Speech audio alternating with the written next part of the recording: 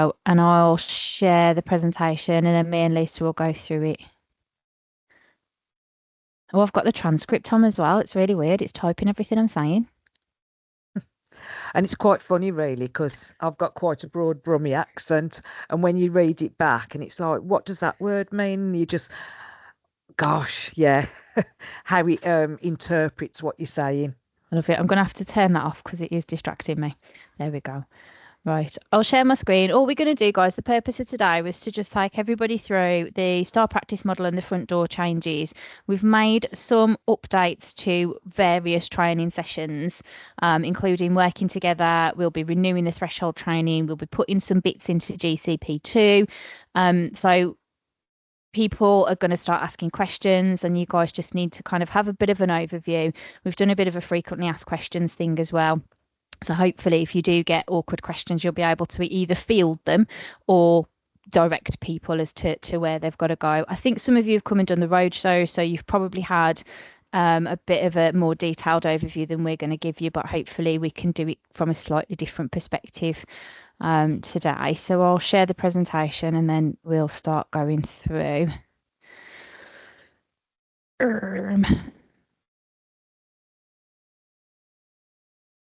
There we go. Lisa, do you want to go through the practice model stuff and I'll go through the front door stuff and we'll kind of field the rest together? Yeah, no worries. Lovely. Go on then. So obviously we do want to encourage when we've got delegates, we are, the road shows and the various things that are being put on by the partnership. We do want to encourage delegates to go along to those to get a more in depth. But just making sure that you've got enough information. So should they ask questions or have they been on a roadshow and want to know how this fits into the training, that you'll sort of have that knowledge and be, as Leanne says, be able to field it. So obviously these are the objectives of what we're going to try and tell you today. So why we decided on the partnership practice model, the benefits of that shared model, what we're already doing, and make sure that they can reflect on what they need to work on and improve on. And there is training that we'll tell you about in a bit anyway. So okay. So we need to just get across the shared partnership practice model isn't something that is brand new, that's been plucked out the air, that it's something else that they need to start doing. It's a lot of that stuff we'll know that as practitioners they're already doing, but we need to get across it's talking about a culture of how we practice with children and families, but not just those, but with each other. So if they're like a line manager or heading up a service, it's how they work with their own practitioners as well. This should thread through everybody. It enables a common language for children and families as well as professionals. Best practice and consistent approach with children and families, and a clear set of expectations. So every agency, service, all those that are working with children and young people should fully understand what the expectations are around this, how we work with them. Okay. So we just thought it'd be good to give you the whys and wherefores, where this has come from. So if people say, why are we having to do this? So they're doing it in every local authority. Where does it come from? So with the new Working Together 2023 and the Stable Homes Built on Love report, you've got these national recommendations really on changes. And that Stable Homes Built on Love was looking at how we want stability for our children and young people, those children that can't live with their families and their carers, that we try and keep them within their families, that they have that right to some stability, but that's across workers as well, with their own families. so that national level, so how we work will be happening in every local authority with all the new multi-agency safeguarding arrangements. That working together and that stable homes built on love will be underpinning that in every local authority or every partnership, but it may look different how they're doing it. So Sandwell have adopted this star model approach, and I think the confusion may come, and you may get delegates say, "Hang on a minute, haven't we got some other star stuff? How does this link with outcome star? Is it the same thing? Is it part of the same thing?" And obviously, that is a toolkit for how we work with children and young people. This star practice model is the underpinning way in which we do all of those things, that like the sort of the culture, as we said earlier. Keeping children safe in education made updates in line with Working Together 2023 to ensure that education providers were clear and supported in their roles within safeguarding. So it's also got elements of this within the Keeping Children Safe. A lot of the people who come on our training are in the education sector. That is their statutory guidance.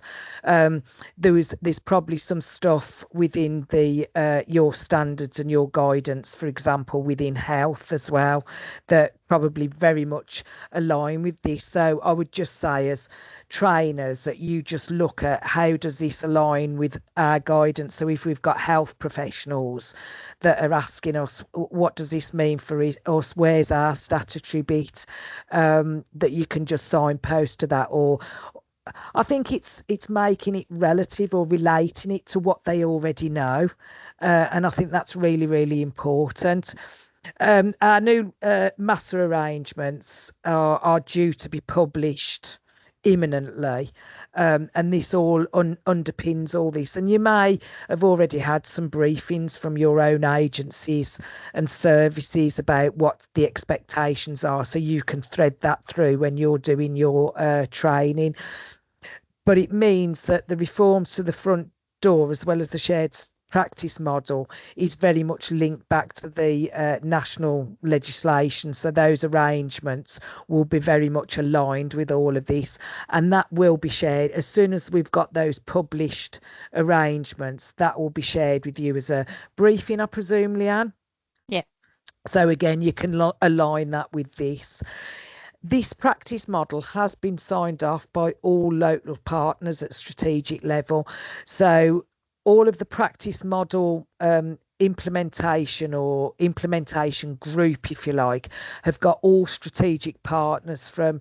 So I think the representative from health is Anne, isn't it, Anne? Can't think of the surname. What's Anne's surname? Is it Holloway? Anne Holloway? Anne Holloway, yes. All right, she just sent me an email. So Anne Holloway, I'm the rep for education. We've got Claire Henley from like the Family Hub. So there is representation. Kate Griffiths from Strengthening Family Service. So they are your points of contact. So if there's anything that you think, oh, I just want some more clarity on something, you can go back to your own agency. But that practice model, we are promoting it for everyone. So the bits that I'm going to talk about, it's not just, as I said, not just with children and families. It's about how we work with other professionals, our own staff, our own teams. It's a golden thread going through everything. Okay. So what it means for everybody, no matter what your role is. So we're talking about everybody should have a briefing and do some of the underpinning stuff for this, or have that knowledge, whether they're a receptionist, it may be, the council house. We've got our frontline staff there that have contact with the public. All of them should have an awareness of this and know about the expectations around language and how we work. So it means that we can work together to support children and families, engage, form and build those sustainable relationships. We're trying to work with families in a way that engages with them, but we're trying to work with partners and our staff that they feel engaged and valued and consulted with. We can respond to families when they need our help and support, and then it looks how we build on their strengths and understand their story and history. But again, that's exactly the same for our staff. When we're working with our staff and we're building capacity in with our team, we look at the strengths within our team and look at how that supports. So it's similar principles when we're working with our families. We can determine whether a parent is able and motivated to change, but again, that relates to staff as well, doesn't it, really? View and manage vulnerability and risk. But it also means that we can commission those services across the partnership. Have we got any gaps in what we're offering to our families? How do we look at what we commission? And then how do we know we're making an impact with families? And we can only know that if they're engaged with us and are, we are improving outcomes. Okay. So this is what the STAR practice model looks like, and the A doesn't stand for anything other than it makes it a star. So it's strength-based practice, and I think most practitioners that you're going to be training on the courses that you're training on will already be doing that strength-based stuff and that relationship-based practice. So if I think about from a school's point of view, they build up their relationships with their families and their young people. So everything that they do is based around the relationships they've got with those. But what we're promoting to delegates when we're talking about that relationship based practice, it's a bit like any work that we do with families, we're finding the most appropriate person to do it with them. So I link with schools all the time. I know how to do an early help assessment. It's stuff that I've been involved with for a long time. But if I went into a school and they said, "Oh, we're not so confident with an early help assessment. Will you go and offer one to Mrs. Smith and work through it?" Well, I'm not the best person to do it because I've got no relationship with Mrs. Smith. So that's what we're talking about. Even within your own service, they should be looking at the people who've got the best relationship with that family to do that work with it, and that we should be trauma informed. So and again, it's not a new concept. Most of us here have probably done trauma informed training. Most of the people that you're going to be training on the various courses, whether that's GCP2 core working together, will have done trauma informed. Even if it's just awareness training, most of them will have done that.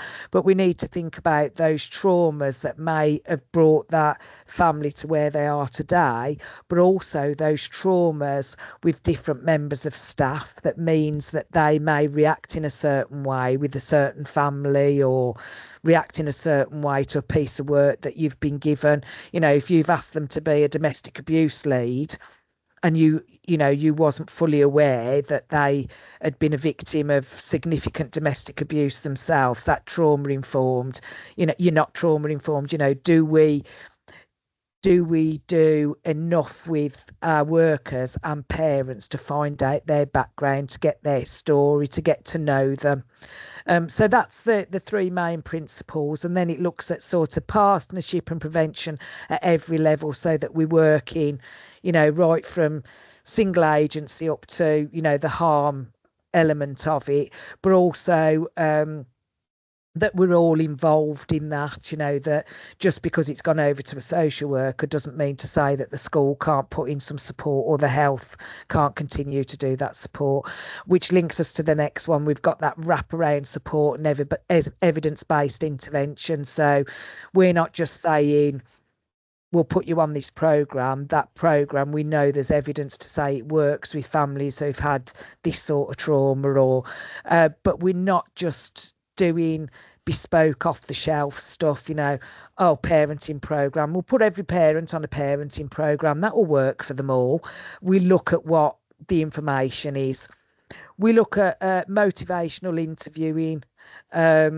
more about that in a moment, that we're all involved in that direct work, including life and memory work. I think that life and memory work that's a social work thing, but we can all contribute to that. What that child's story is, that we look at, we're all participating, but the families are participating in their own outcomes. It's not being done to them, it's being done with them, and the same with our staff, and that we have that reflective supervision. And I think that's something that a lot of agencies and services have got that right, and they do that really well, but there's many agencies and services that don't get that opportunity for that reflective case supervision. So that's what we're promoting. Any questions so far? Because I know I've just bombarded you. Okay.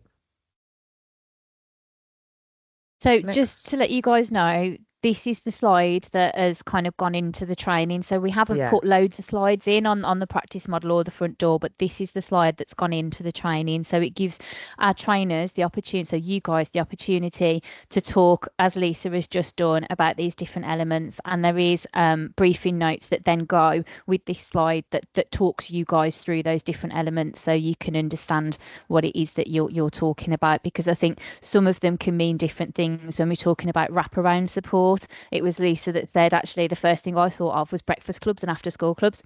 Actually, that might form part of your wraparound support, but we're talking about how do we wrap around and hold families throughout all of our services, not necessarily those kind of education based kind of before and after school club type things. So that those notes are there for you guys to kind of use as part of the training. And it may be, when I'm doing this on the as part of my training, I use some different languages around things, because like I say, with wraparound, if I'm going out and delivering this in schools, they're going to be their head's going to be thinking about wraparound for school, the school day. Yeah. So it's using that different motivational interviewing. That sounds like massive. It sounds like really, that's something really new and something very, very bespoke. And I don't want to minimize what, but it's about that how we motivate people, how we empower them to make changes themselves. Again, I think it's something that some people are better at it than others, but it may be that you want to use that different language, or put it in the language for your delegates who are there. So, and use examples. So if you're talking from a health point of view, you may have something very similar to that motivational interviewing, but it may be called something else. So you may say to them, from a health perspective, this would look like the such and such. And that reflective supervision, some people call it case review, individual case review, that you have opportunities to do that. And I think it's just making sure that your delegates can identify with what it means. It doesn't look like something completely new and abstract to them. That participation and co-production, it's very much linked to that partnership, working together, isn't it? Partnership and co-production is working together. Yeah. It's not, it's nothing new. So yeah, I think as you go through, you'll probably find some examples, and I'll use those. I'll give some examples when I deliver training of what that may look like, a case study when you do such and such, or this family, or with schools, when we talk about direct work, I'll say something like your wishes and feelings that you do in school, Yeah. as Yeah. simple as that. Okay. Absolutely.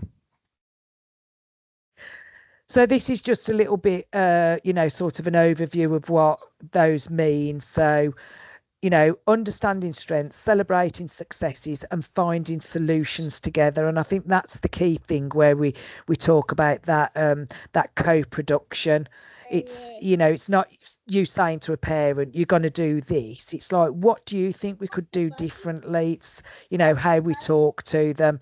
And then that trauma informed is not just about understanding people have trauma, but how it can impact on us, and the fact that somebody can have a trauma, and it may not. We know this for those that deliver GCP2, there may be a lag. So it may be something, that trauma could have happened to somebody 10 years ago, and then a specific situation triggers them, and all of a sudden, and we see this, don't we, with some of the historical, reports of sexual abuse or physical abuse, that people, they buried it, they don't, and then all of a sudden, but it can impact on many people about the way they behave. And I think the important one is here, yes, our families, and I think we're very, very, very used to thinking about trauma informed with our families, but do we think about our staff? I've worked with some practitioners who have experienced, say, domestic abuse. They've come out as a real survivor, but then if they're faced with any domestic abuse, they perhaps minimise it a little bit and perhaps don't take the action that we'd want to. So again, thinking about that, and then developing trustful, respectful relationships. I think we've covered that. Next one. So again, this is just, we've already talked about these. So this is just the slide that's in there, so you can give some more context to it. But I think looking at reflective supervision, it's just making sure that they understand that we need to understand the impact of our work. And if we don't have that reflective supervision, it's harder to see when things aren't working or people aren't making progress. If you have the opportunities for that reflective supervision, you can see what more, and talking it through with somebody helps that solution, so that partnership and that co-production really. And then the direct work is sometimes that direct work, even if it's like that life and memory work, it may not, it may be better coming from somebody other than social worker, or who's got a bigger relationship with that child, or doing it as co-production. So that's the just more around that. And then there is training and support opportunities. So you need to know this so you can just reassure people in the room. So I've already talked about the implementation lead, and we can let you know who the leads are for each agency, can't we, Leanne? We can give you that list and send that across. Yeah. So there's a project manager who's Leanne Gordon, and she's in place for 6 months. So she's the one that's driving this forward. You can always ask to have. She's quite open to speak to people. So if there's something that you wanted to speak to her about, she'd be quite open to that. Each single agency has got an implementation plan, and it includes some single agency training activities. So again, it may be a good idea for, when you're delivering that training, because you may be asked to go back to your priority lead and say, what's our implementation plan look like? So you could then answer those questions. We've got the road shows that we want to promote. We've got the summits. I think the next summit is on the 8th of 8th of November. November. Yeah. There is a road show next week as well, isn't there? There is. So we've got 2 more road shows. There's one next week on the 8th, and then I think there's one the week after. I think it might be the 17th. So again, if you haven't been on one of those, they're all, though the summit is face to face, but the road shows are via Teams. So you may want to dial into that. There is a dedicated page on the partnership website, so you could, we will be signposting to that. But if there's questions that you can't answer, you could do a quick Google, but you could also signpost your delegates to that. And then there will be e-learning offered via the partnership. So there will be trauma informed stuff, some of the underpinning stuff, and then there's going to be a whole catalogue of multi-agency face-to-face and virtual training. So there's a train the trainer for motivational interviewing. It's probably come out to you looking for more people to take part in that, but it just means that you can signpost to that and say, don't panic if you think, oh, I don't know, that training will be offered alongside all of this. Any questions? No, all as clear as mud. Brill. Stunned everybody into silence. I usually do. Love it. That's my special gift. Brilliant. Sorry if you can hear the little one in the background like No, that. that's fine. He's just come to eat some pizza, so he's come to sat next to me to eat his pizza. Okay, so I'm just going to do a whistle stop on the integrated front door. Again, I'm hoping a lot of you through the road shows and other activities have already seen and heard a lot about this. There's some stuff that we can say, yes, we're doing this now. There's some stuff that we're still kind of telling people that we're hanging fire with, but let's go through it. So again, the whys and wherefores, Stable Homes Built on Love and Working Together 23 gave us that national guidance on how we should be working with children and families, and that includes putting a greater emphasis on those early help or family help spaces to think about how we can support families before we get in social workers involved. How can we put that early intervention in place rather than just waiting until kind of something significant happens? Now, we know that sometimes families will absolutely kind of sideswipe us, and all of a sudden there's a massive issue that nobody knew about and they need a social worker, and of course we're always going to get that, but the majority of our families we can work with in those earlier spaces at kind of earlier times before things get really bad.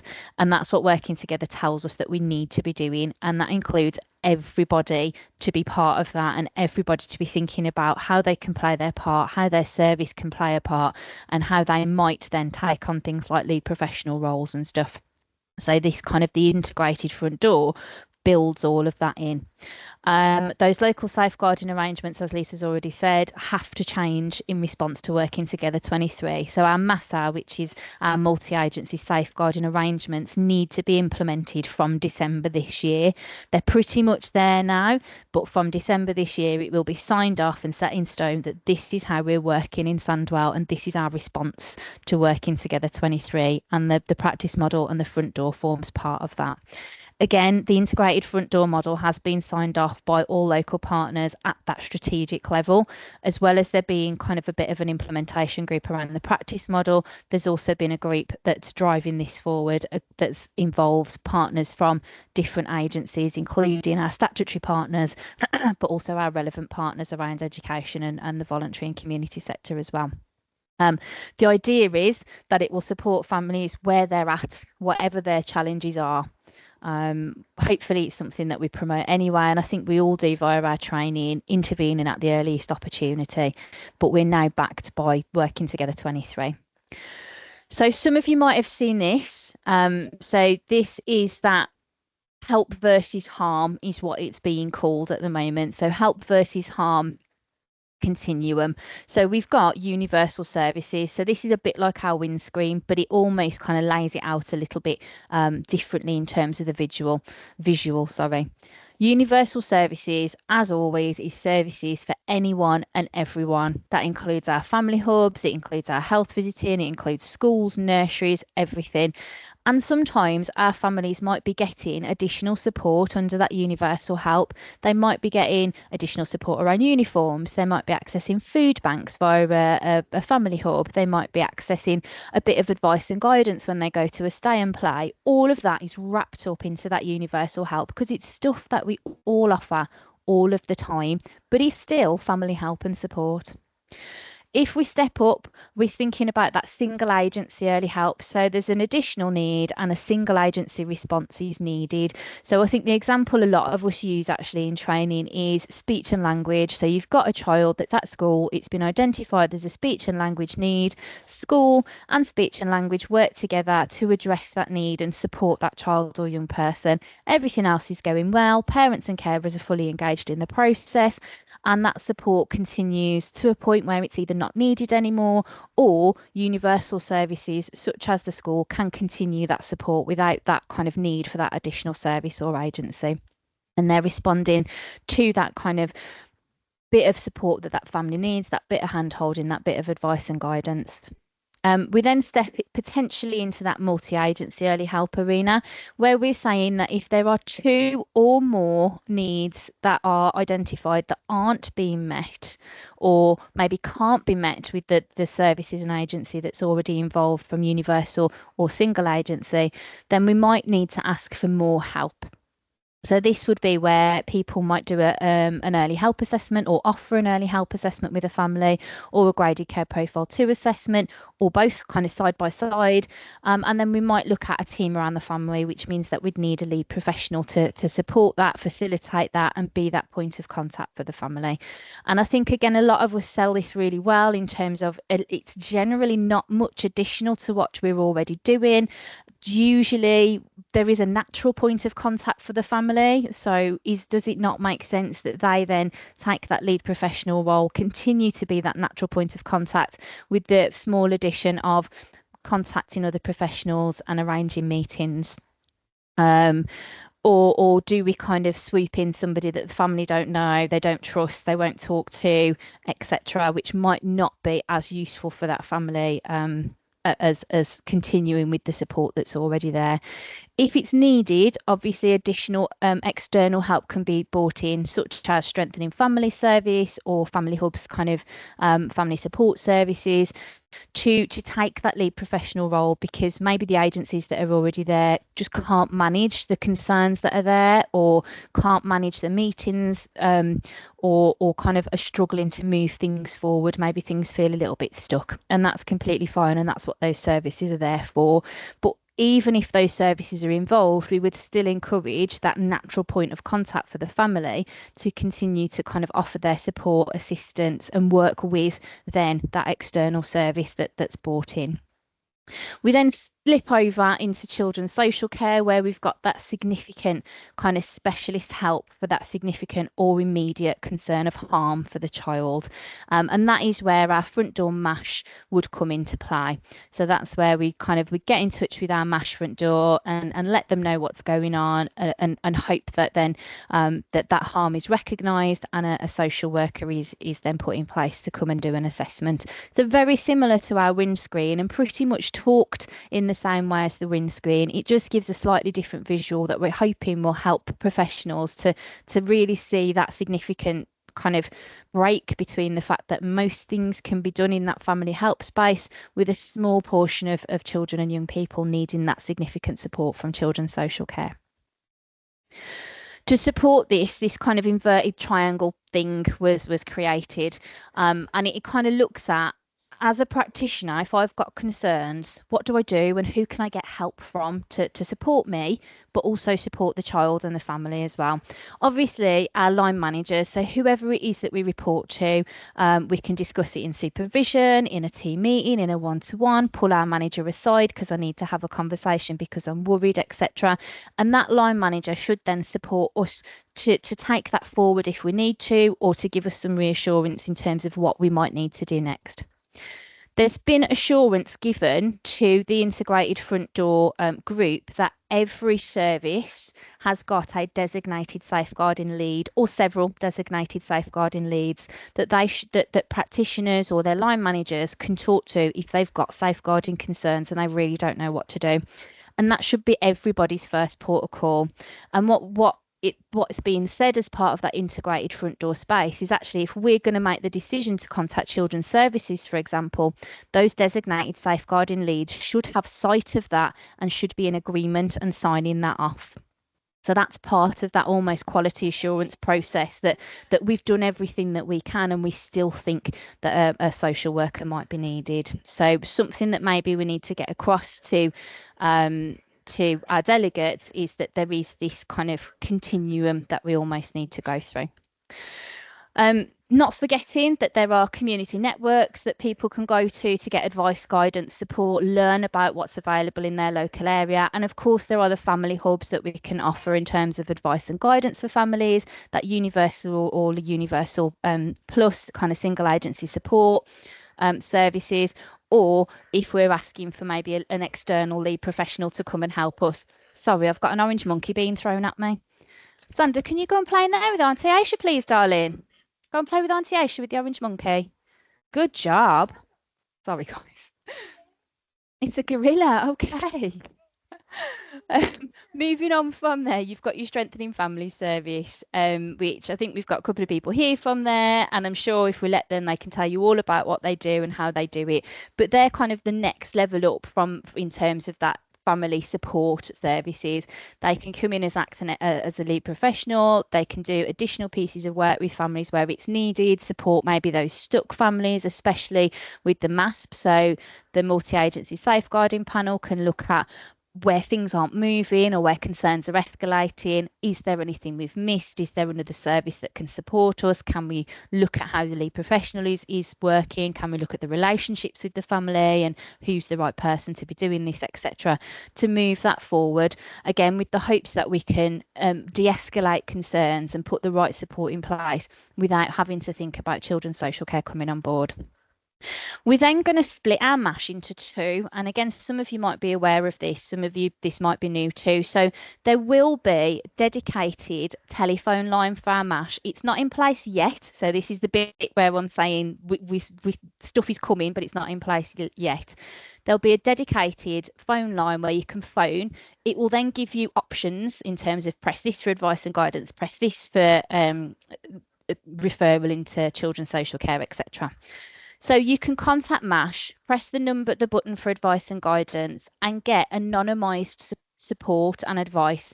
So you can contact MASH and say, I've got this family, this is what's going on, I'm really a bit stuck, I'm really quite concerned, what do you think?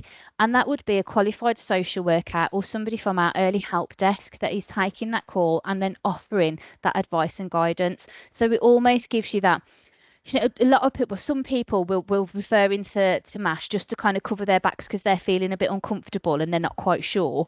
This advice line should hopefully give that confidence and that reassurance to people that are kind of feeling that way, that either they're already doing the right thing or there is something additional that they could do to support this family without, again, having to make a full contact into children's social care.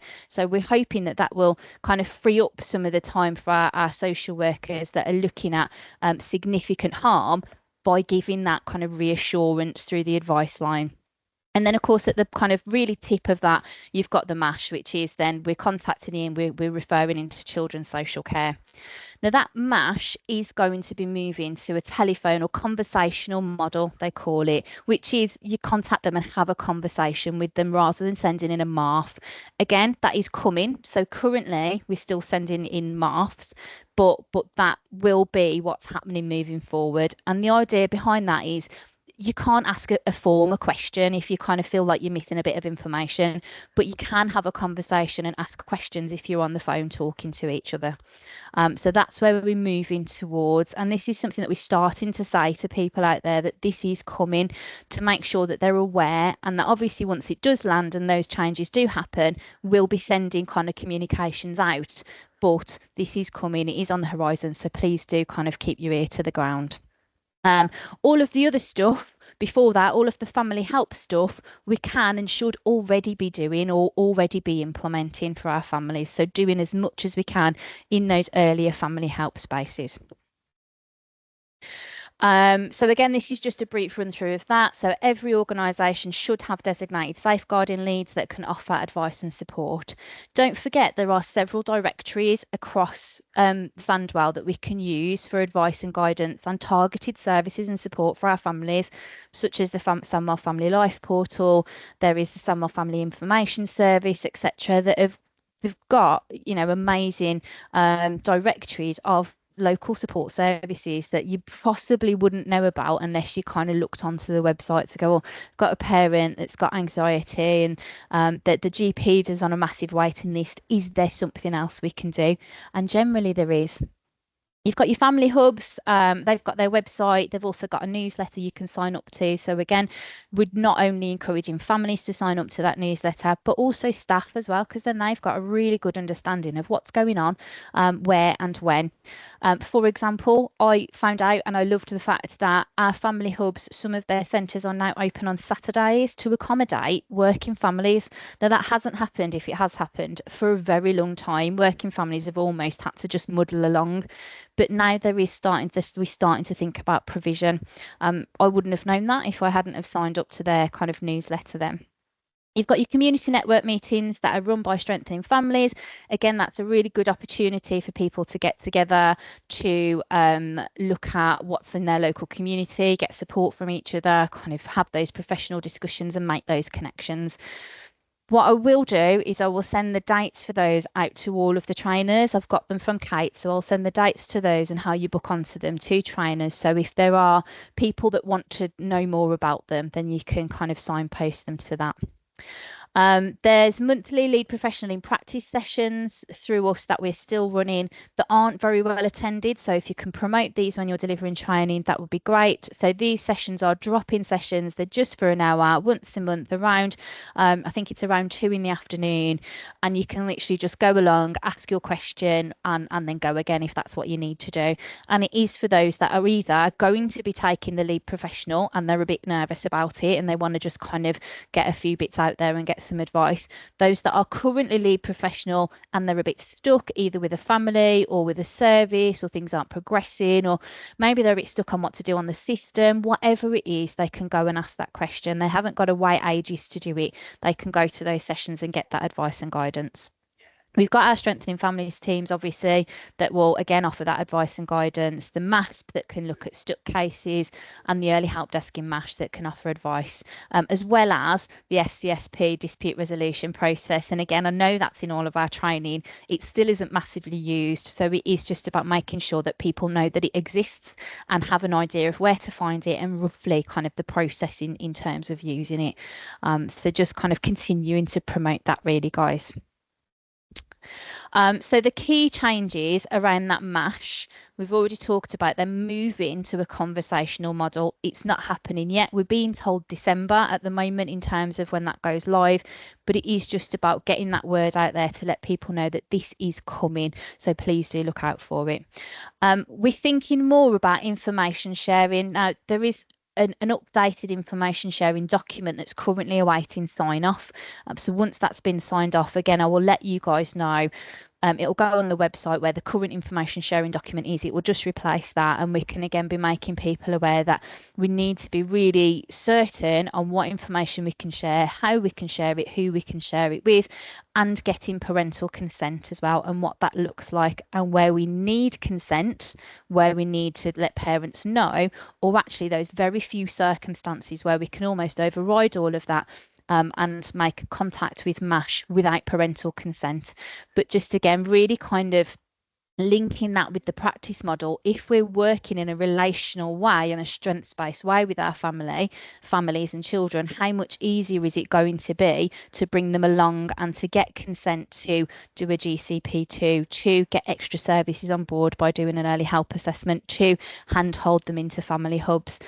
It's about that relationship and those conversations. So linking all of this back again to that practice model and back into Working Together 23, which tells us that we need to be working with our families and gaining that consent and keeping them updated and aware every step of the way, unless we've got those very exceptional circumstances where a child may be hurt if we do so. The front door are moving back to kind of like a bit of a triage model and a bit of a rag rating model. Now, they used to do this when MASH was kind of first there. Things would be rag rated, red, amber and green in terms of the urgency of response. Obviously, the red ones got priority, the amber ones you needed to do within a certain period of time, and then your green ones got a little bit longer for you to look at while you dealt with the others. So they're moving back to that rag rating. They're looking at doing partner agency checks and more analysis around that, and they will be doing thematic kind of dips to look at how the changes are working. And they will be doing hopefully more feedback to partners in terms of what's happened next in terms of their referrals, because we know that that's not been happening as well as it should be. So to support that, and like I've said, the underpinning stuff is all around that practice model. If we're working in a relationship based way, it's going to be more easier to have those what might be challenging conversations with parents and carers. It's going to be more easier to bring them along with us when we're offering them support, so they don't tip over into that children's social care space. And remembering that in terms of information sharing, the MASH, unless a child is at significant risk of harm, is also bound by the same information sharing laws as everybody else. They don't have a magic kind of one that means that they can do what they want. They also can't share information without consent unless they think a child is going to be significantly hurt. So just kind of getting that out there to make sure people are having those conversations.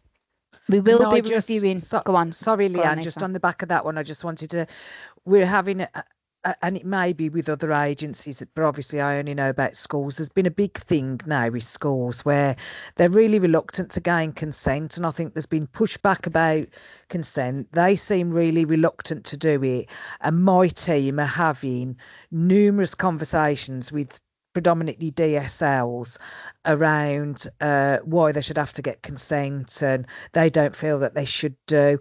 So I just want you prepped for this. For it may come off other agencies as well, but I do know as you have a lot of schools that are in there, so we've had to have numerous conversations with DSLs because they are determining that they feel it's risk of significant harm and a threshold's been met. They don't really want to go and get consent. They're probably, and this links back to the practice model as well. So perhaps if people are saying that in that, why should we get consent, and we feel that consent is a barrier and all that, we link it back to the practice model, saying that we want to try and work with them. But one of my team this morning has had to ring yet another school about consent because they didn't want to. Didn't want to gain consent, and is arguing the toss and saying, I feel it should be a strategy meeting, so therefore we don't have to get consent. And even for strat meetings, we want to try and gain consent if it's possible to do so. So I just think you all need to be prepared when you're going into training. There's a massive pushback about the consent. There is, and I think the MASH have started doing what they always threaten to do, which is refusing to progress things and sending them back to services and saying, you haven't got consent. This actually does need consent because this child isn't at risk of imminent harm, or you at least need to have those conversations with families. So I think you're right, Lisa. We might start getting some challenge thrown at us in training now in terms of, well, I sent this in and this wasn't accepted. So it is about circling back to the practice model, circling back to information sharing, and just kind of asking people to have those conversations maybe outside of the training. I hear ya, things aren't always perfect. Let's have a conversation about this at break time or kind of once we've finished for the day, and we'll see if we can do anything to support you to move that forward. And reminding people that if they're really not happy, there is that resolution and escalation process that they can access. A lot of people just want to have a moan and they don't want to move it forward through that, but that's almost a good way of not necessarily shutting people down, but just reminding people that I hear what you're saying and it's difficult, but there is a process. So use it, because if you're not using it, how are we going to know that there's a massive problem? And moving people through. Again, there is training and support. There's been development days around the front door and around the practice model for those senior leaders and strategic leaders. There's the summit, there's the road shows. There's going to be kind of thematic audits and dip samples in the MASH to kind of inform what impacts they're having and if the changes are working. And then there's all the kind of multi-agency learning that we're going to be doing around the practice model that should also support what we're talking about in terms of the front door and offering and supporting families in that earlier space. We're hoping that that training will mean that people will feel more confident and more kind of skilled to do that work or to have those conversations without almost relying on it needs to be a social worker. Yeah, Leanne, Lisa, and then Sarah have got the hands up. Brilliant. It's question time now anyway. Let's go. Perfect. I just wanted to jump on the back of what Lisa was just saying about the consenters, because I go out to schools a lot to discuss with them, and it's something that's raised a lot is the question of consent. And I think it's always, again, about how we put it over to them. And it's a lot about their own confidence in having that difficult conversation. But I think a lot of it is a moan that school just want to let off steam, and that's fine too. But stressing to people, you are actually the best placed. You have the best relationship with this person. I don't have a relationship. I've not met that family yet. So, and sometimes I put it back to them. How would you feel Yeah. if a stranger approached you about something, as opposed to somebody you knew? You're always going to get something better, and it's how we put it across, isn't it? I mean, Yeah. you know that, Leanne, when we talk about it, Yeah. it's looking at the strengths and then put across this might be what you need that bit of help with, consent to that. So Yeah. I agree with you, Lisa, and I'm working on it on my school visits as well. Good to hear. We're all delivering the same message, and it all links back to stuff that, this practice model is a new thing, but we've all already been having those conversations around strength-based practice, relationship-based practice. So it's not new, it's just reinforcing that that's how we should be working with families to get the best out of them. That sword, wow. Is there somebody else with a question? Sorry, I can't see. Leanne, mine wasn't a question. Again, I was just Go on. jumping with Lisa and Lisa and saying this isn't just at like MASH level. Obviously, in our early helps at both the Family Hub and Strengthening Families, we share so many TAF meetings. We go out and we share the early help assessment with the family, which we assume has already been shared because ultimately they've done it together. However, the amount of times we go out and actually the information that's on there and the family are like, hang on a minute, I haven't discussed that. Or Yeah. I haven't filled in a form with anybody. They just said they wanted to get me some support. So I think there is a real key in our training of professionals and in that training to really talk about that dual work, like that partnership working with the families, because ultimately they're breaking the relationships because we're going into TAF meetings and the school literally is saying, why have you shared that with the family? It's like, because you've put that on the early help.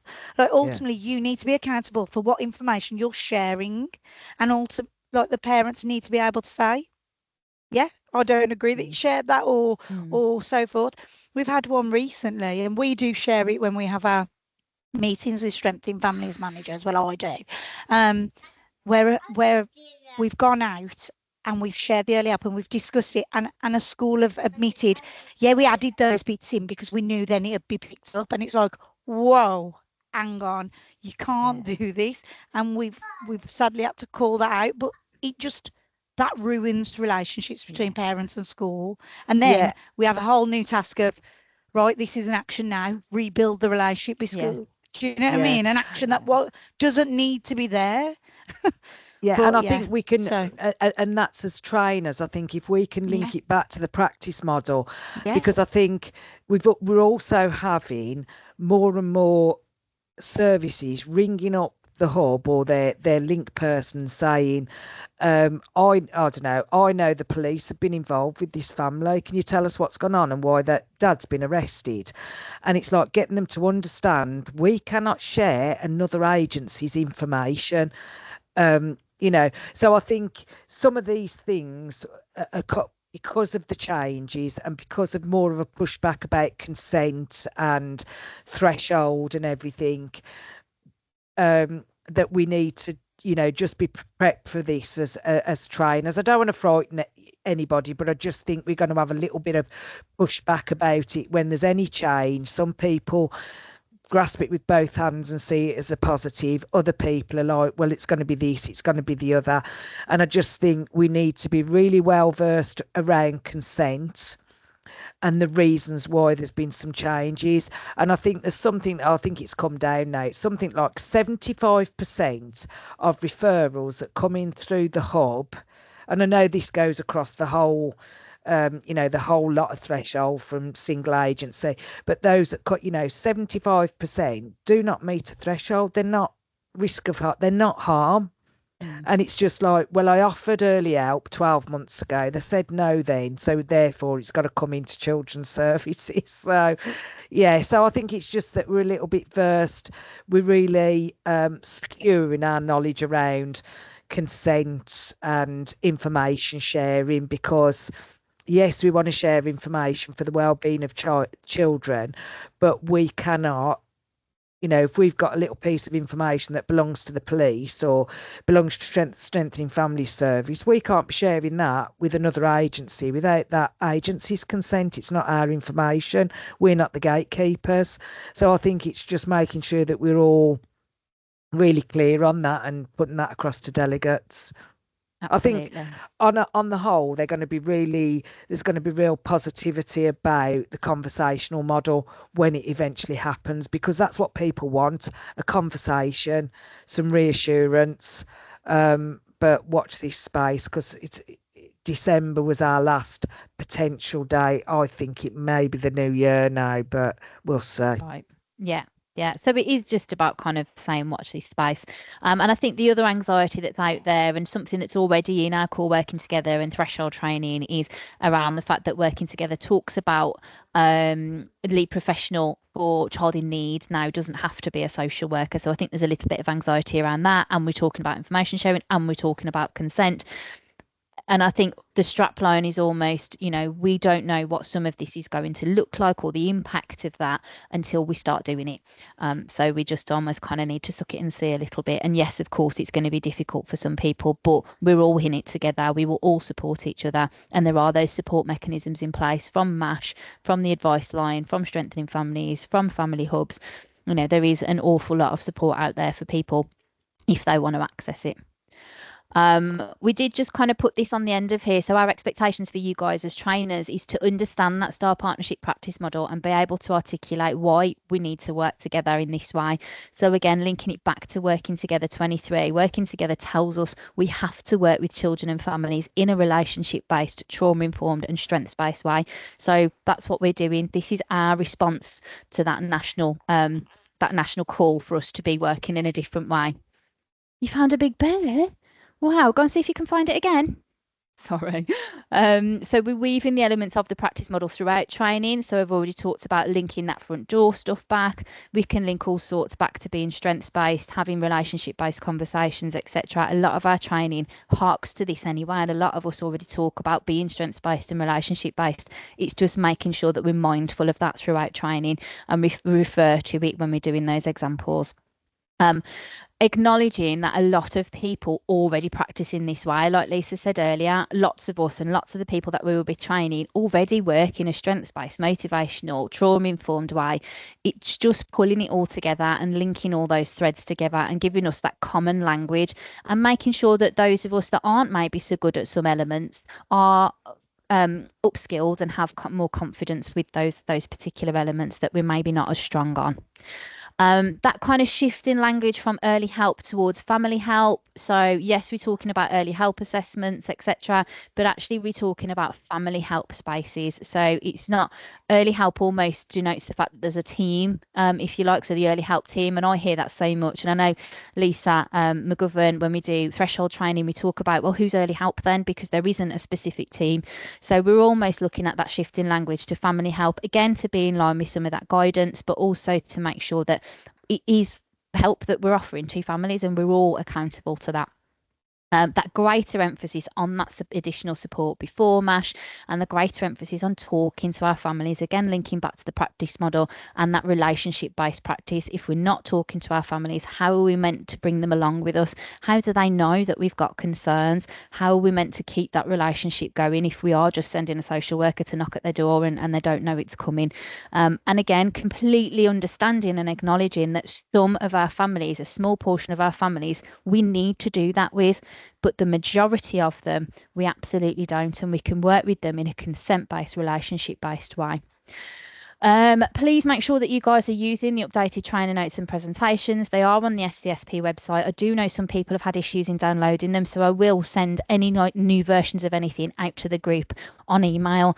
Sometimes it's a bit big to send everything together, so you might get a couple of emails from me. This is the presentation, this is the trainer notes, this is the additional bits, because some of them are a bit big to send on email and some people the email addresses just aren't accepting them. So they are there and we will send them out as well. And there's our trainer kind of communications that we'll send out. And don't forget that there is that space that we've talked about we can signpost delegates to on the website around the front door and the star. You guys can look at that and keep yourselves kind of updated as things move on as well. And we will endeavour as best as we can. As soon as we're told about something, we'll make sure that comes out to you guys as well, to keep you all updated. In terms of questions that you guys might be asked, I think we've kind of covered most of this. So what training's available to support and upskill, single agencies should have an implementation plan, and as part of that implementation plan there will be some single agency training, and then the SDSP training will be on 2 levels, the same as like all the other training that we do. There will be an awareness level that will be for everybody, and that will sit in our e-learning space, or we'll do some videos that will go on our website as well. And then there'll be more face-to-face or virtual training for those with safeguarding responsibilities or that work directly with children and young people kind of all the time. And that will include trauma-informed practice and motivational interviewing. And of course, we're making those changes to our current training offer. There might be other stuff that we're adding to that as well, but those are the things that we're adding imminently. We have asked, as Lisa said, for trainers around motivational interviewing, and I saw Heather's face when I could see the screen of people who was here. So Heather is put herself forward to do that. I know that there's somebody from Strengthening Families that's going to be being put forward. Lisa has. If you guys know of anybody that might be interested, kind of have a chat with them and see what they think. So that would be specifically to deliver motivational interviewing training. All the kind of they'll have 3 training dates to be able to do that themselves, and then we'll support them the same as we support you guys with everything to then deliver. When's everything being launched? Well, the answer is we should all be doing stuff around the STAR model. Most of us already are, so it's nothing new. It's just about the bits that we're not as good on. Let's upskill. Let's slightly start to change our language and how we work together and how we work with our families to make sure that we're evidencing that we're working in this way and supporting each other. The stuff around the front door, again, the family help stuff we can already be doing and should already be doing, working in those earliest spaces as much as we can with our families without having children's social care involved. In terms of those MASH updates, December is what we're being told in terms of moving to the conversational model. How long's a piece of string? We will let everybody know as soon as we possibly can. And yeah, I think that's it really. Any more questions, comments from you guys? You too have stunned them into silence, Leah. Always. And apologies for the orange gorilla and the everything else that was going on. That's My fine. friends are working so hard to keep him distracted, but every now and then he's coming in and he'll have no interest in you once you've finished on the laptop, to be No, fair. probably not. No, probably not. You're right. Send my love to Ace, please, Leah. Yes, will do. Thank you.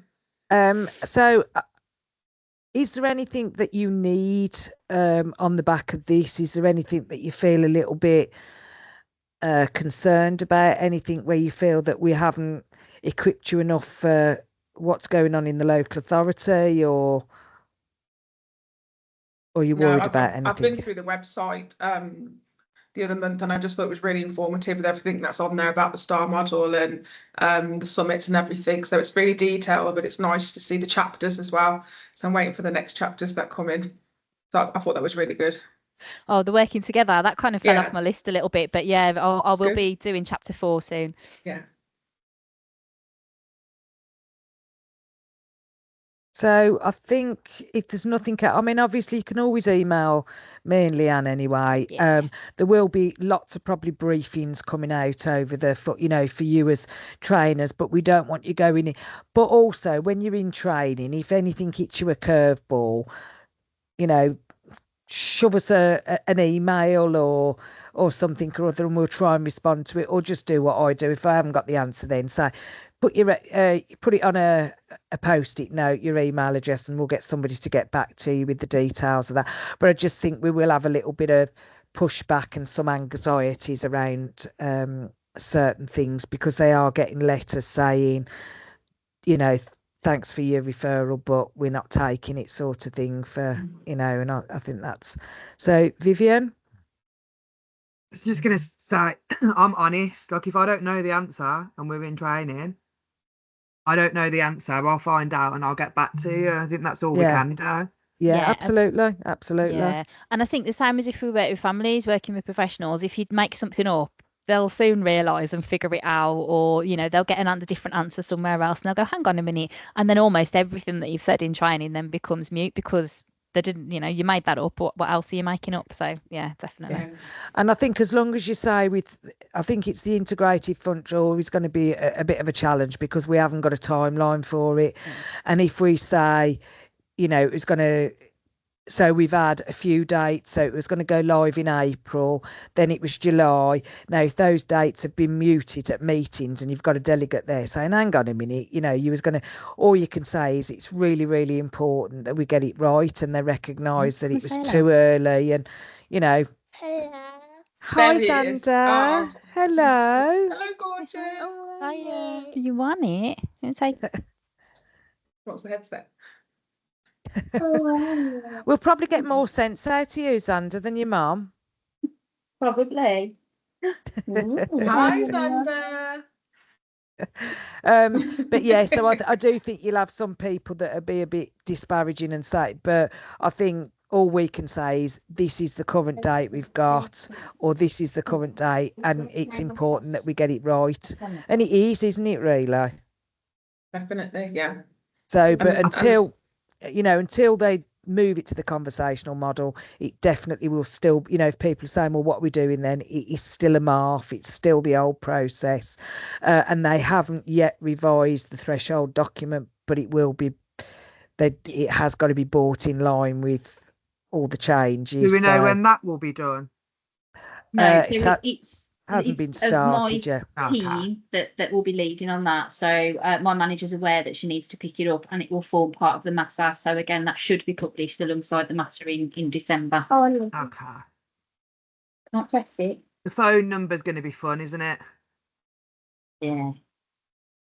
Yeah, but again, the old number will still work and people still can send marks in while they're still changing things over. And it's just going to be one of them that'll take time. But if we can get the messages out as soon as those changes happen and let people know that it's coming so they're keeping their ear to the ground, then it hopefully will help with a smoother transition. Yeah. I think the one thing I was surprised at with the last threshold training I did with Lisa was the discussion around the sin. No one said anything when she asked anyone got any more questions about that.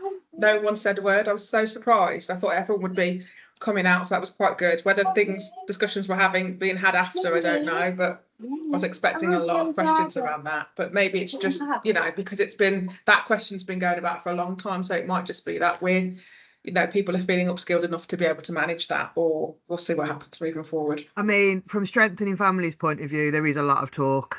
Is there? Yeah. Got you. Yeah. We're looking at April, I think, for them to make a decision for us in Birmingham.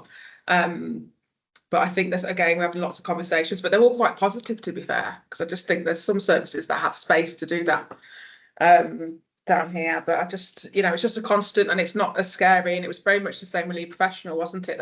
Everyone was quite scared. So it's just really important we're allowing them to ask questions when we're having those conversations and just trying to talk about it as much as we can. I mean, in our teams, I don't think we're scared of it. It's not a fact about being scared of it because the level that we manage anyway, I think there's a bit of a blur between what we hold and when it hits in anyway. It's pretty much the same, isn't it? We're doing it anyway, all the safety planning and everything. And we're working, but I mean, it's the delegates.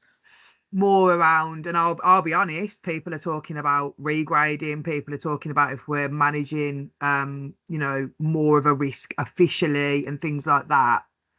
People are worried about the pressure that it's going to put on in terms of strengthening families teams. That's certainly from our team anyway, and I can't imagine it's much different in the others.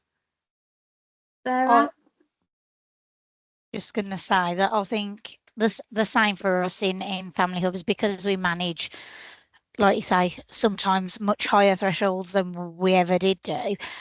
It's sort of people are getting their head around it. My concern in what you were saying, Upton, in terms of the people didn't really mention it, is that people don't actually take on board that they are part responsible for it. Got you, that they're not. Yeah. That's my fear. That sort of we know. Yeah. Because again, we hold a lot of lead professional. You hold a lot, but yours is lead professional. We get that because we do that role. However, like schools and health and stuff like that, I'm not sure they quite think that will be their role. So regardless of what's being said, the whole, well, that won't sit with us, so we just won't. It's irrelevant sort of thing. I think that's why we might not have any questions, because they're not. I'm not sure. Maybe I'm being a negative Nelly. I don't know. Sarah, Lisa was really blunt. Yeah, she was so blunt. She was saying everybody is going to be doing sins. So, and I just, because she was very blunt about it, and I just waited to see, and there was just nothing. And again, like I said, it could be anything, couldn't it? But I guess we'll see when it happens, because, you know, like you said, it's the impact we're not going to know, are we, Leanne, until actually that's happening. But it just sounds great. It just sounds like lots of really positive changes, and we'll see what happens when it rolls out. Yeah, hope so. I hope so. Right, I am going to have to go. I am kind of on leave, so I've just popped it in the chat. But this recording will be sent out when I'm back off leave. So I'm off next week, and I'll send it out the week after. So if there are people in the training pool that are asking you guys when's the recording coming, I'm off next week, so it'll be after that I'll send it out to everybody. But I will get it out. Enjoy your time off. Thank Bye. you. Happy Friday. Bye, guys. Weekends, Bye. people. Bye. Bye, See ya. everyone. Bye.